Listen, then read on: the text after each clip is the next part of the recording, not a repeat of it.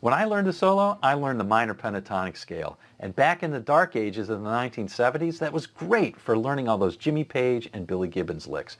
But when I tried to play my own solos, they sounded kind of random. Well, today I'm going to show you what I think is the easiest and most enjoyable way of breaking that noodling habit. Yeah, I found most of the time when I soloed, especially when I improvised, I was just noodling, playing through scales randomly, starting from nowhere and ending up nowhere. At first I thought that if I learned all 5 of the pentatonic positions, that might help. But it didn't really help me all that much. It just gave me more areas of the fretboard to noodle over.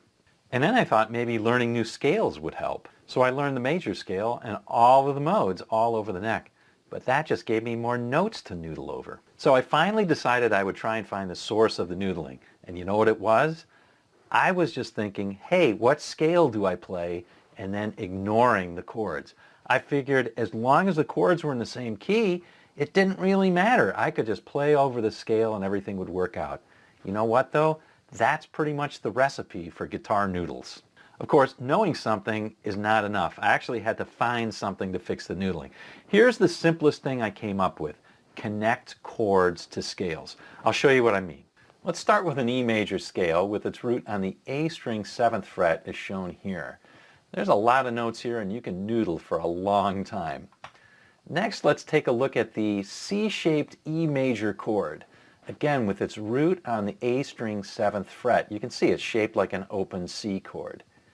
And now let's embed that C chord into that scale. Those are the notes that we want to hit. So the basics are that you use the chord embedded in the scale to know where to land. So instead of noodling like this, instead of doing that, you might do something more musical, something like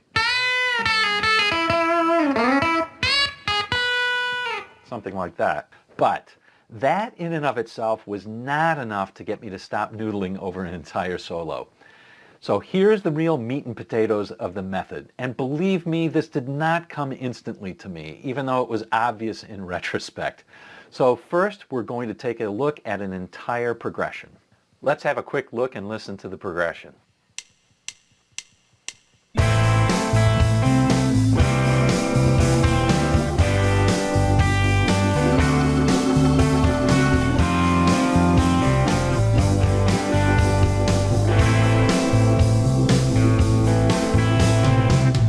And then it just repeats. Now, one of the scales that works well over this progression is the A minor pentatonic, so let's just use that. But we're not just going to turn off our brains and wail over the scale. Let's map out the chords first. We've got an A minor, we've got a C, we've got a G, we've got a D, we've got an F, we've got a G, and we've got an A minor. This may seem overwhelming at first, mapping all of the chords onto the same area of the scale. But believe me, after you do it maybe 4 or 5 times, it gets a lot easier. And the bonus is that you get to learn all these new chord inversions, so it makes your rhythm play better. Now, you may be concerned about playing all those chords because they're kind of difficult to finger, but I often play just little pieces of those chords and it works out great. Here's a quick improvisation over the progression. I'll break it down line by line afterward, and I'll share a little secret with you that's going to make all of this a lot easier. So make sure you watch until the end.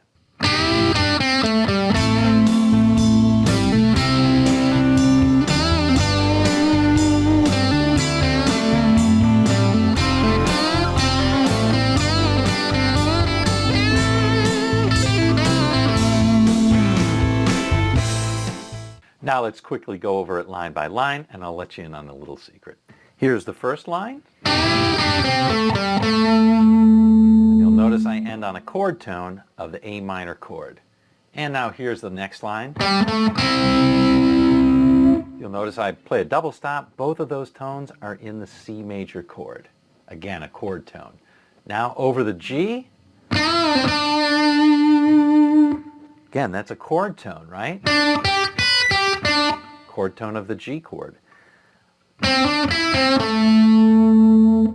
Again, again, I land on a chord tone, this time of the D. Let's finish the progression now. The last 3 chords give a rising action, kind of like Freebird. It'd be nice to put that in the solo. So here's what I came up with over those 3 chords. That's a chord tone of the F. That's a chord tone of the G. And then that's a little bit trickier because over that A minor, I'm bending to an A note right there. I'm not just playing it outright. And then I'm playing a little bluesy lick to end it. Ending on an A as well on the D string 7th fret. So that's the thing, end your lines on chord tones. Now, once you've mastered that, feel free to break that rule. But being able to end on chord tones, you'll be amazed at how much control it gives you over your solos. But now you might be thinking, oh no, do I really have to do that? Think about every chord? That's too overwhelming. And believe me, I totally understand because that held me back for years.